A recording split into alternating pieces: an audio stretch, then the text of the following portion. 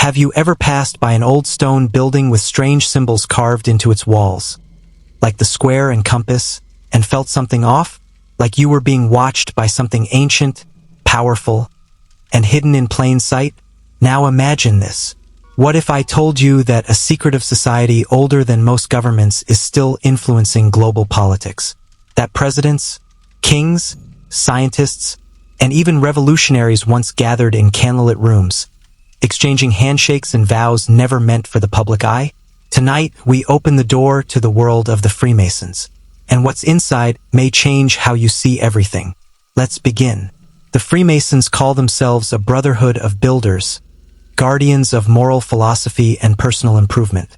But their story begins not with hammers and chisels, but with secrets passed down through veils of time. Their roots trace back to the medieval guilds of stonemasons in Europe. But somewhere along the way, they changed. No longer just tradesmen, they became thinkers, philosophers, and elites. By the 18th century, Masonic lodges had exploded across Europe and the American colonies. And what followed was no coincidence. Founding fathers like George Washington, Benjamin Franklin, and Paul Revere were Freemasons. Simón Bolívar, the liberator of South America, also a Freemason. Winston Churchill, Mozart, Voltaire. The list goes on. All connected by rituals cloaked in secrecy, symbols shrouded in mystery, and an oath of silence that echoes through centuries. But here's where things get darker. Critics have long accused the Freemasons of more than harmless gatherings and philosophical debates. Some say they're a hidden hand, controlling world events from behind velvet curtains. The French Revolution, the rise and fall of empires, the shaping of the New World Order, all allegedly linked by those who wear the apron and grip the Masonic handshake. Let's go deeper. Take the layout of Washington, D.C. Some researchers claim the city's streets were designed with Masonic symbols in mind. Look at an aerial view, and you might see a pentagram, a compass, or an all-seeing eye. Coincidence? Or by design? Now, consider the US $1 bill, the unfinished pyramid, the all-seeing eye, the Latin phrase, Novus Ordo Seclorum, New Order of the Ages, all claimed to be Masonic fingerprints. But what is this new order? And who really stands at its peak? Whispers of a global elite persist, pulling strings from within secret chambers.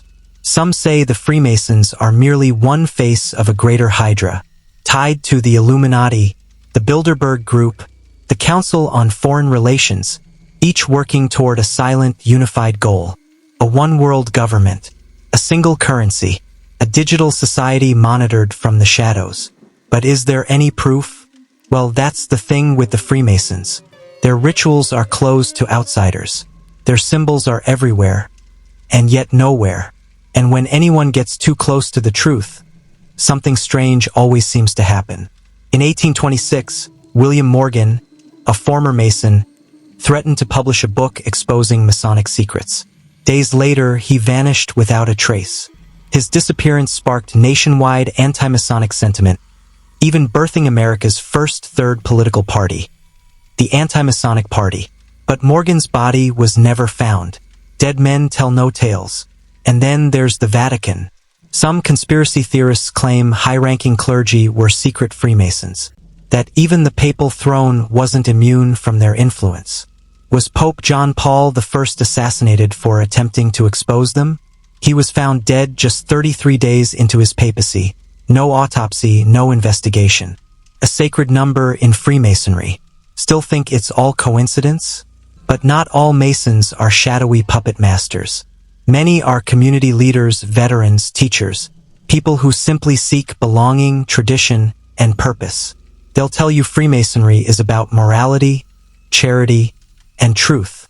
But then again, wouldn't that be the perfect cover? Ask yourself, if a global secret society truly existed, pulling strings behind the scenes, wouldn't it look exactly like this? In the end, the Freemasons remain both known and unknowable. Their symbols are etched into architecture, their influence buried in our history books. But the truth, if it exists, has been hidden beneath layers of loyalty, secrecy, and time. So what do you think? Are the Freemasons just an old social club built on ancient traditions? Or are they the architects of something far greater and far more dangerous?